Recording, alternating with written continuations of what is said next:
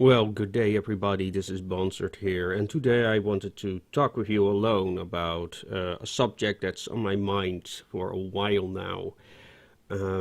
Because there are some things in our movement that worry me. And I'm not talking about all the feuds and stuff, I'm talking about something more vicious, something more invisible to most, and I prefer to keep it that way. That's why I don't want to discuss this, but I think I will have to. And recently I read something in a book called Steampunk Revolution. It was an article that was not much different from other articles on the same subject that I read, but most of those were published on things like blogs, anyone can write those. But this was printed. Someone greenlit this article. Someone looked at it and thought, yeah, this should have a hardcover on it. And it's really written really, really bad. It's incredible that some editor would even greenlit this. But enough about that. Maybe I will discuss that article at one point. But before I start doing things like that, I want you to realize, I want you to be aware of my positions on this, because knowing this part of the culture, these kind of activist movements, they will strawman any argument brought up against them. So I want to clarify my positions before I get into any of that.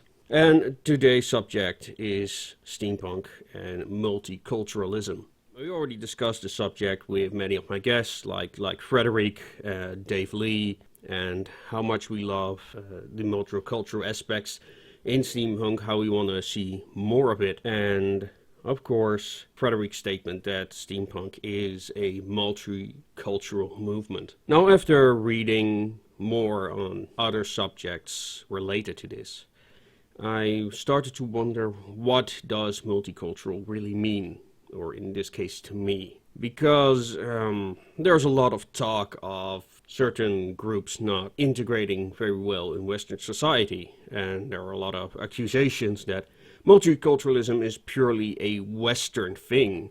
In the way that it's a way of perpetuating Western supremacy rather than a system in which we want to, explore other cultures and make them part of us and we part of them and stuff like that. So here's the reality of social multiculturalism. And this isn't new. This isn't something that is something unheard of in history. When you look at history, and look at multicultural societies, what is the dominant culture? And that's the culture of anyone in control. Well, look at the Roman Empire and how local tribes and cities and local elites, especially the elites, have tried to assimilate into the culture of the ones in control. When you look at culture, it's often pushed by those at the top. I mean, who were the patrons of artists? They were the elite. Who were the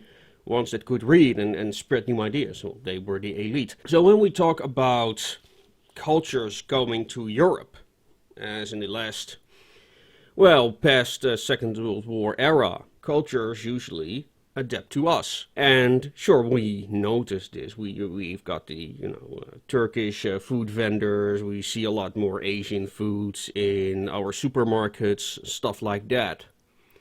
And we consider that a part of multiculturalism. Well, and in certain ways that is true. But at the other side, we have cultures that completely segregate themselves within Western countries. And we've got governments that allow this to happen.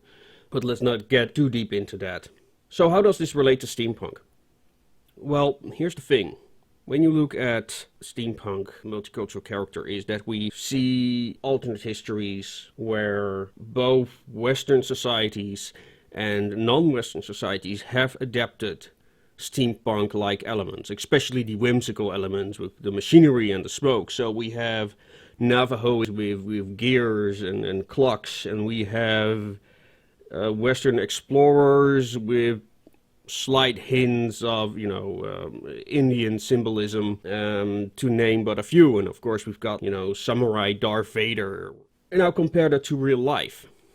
Where do you see Westerners walk into these kimono-inspired garments, other than catwalks? Where do we see, well, of course we will see Native Americans with things like iPods and stuff like that, but, that's that dominant culture seeping through right there. But where is the ideal of multiculturalism as cultures fusing together? Where do we see that in the real world? We see some hints of it, and, you've got some fashion designers who are trying to push this. Yeah, I think that's the beauty of multiculturalism in steampunk. It's not the salad bowl where you've got all these loose ingredients that are fused together with some form of little, what do you call it, dressing. It's really trying to fuse all those ingredients together to create something new.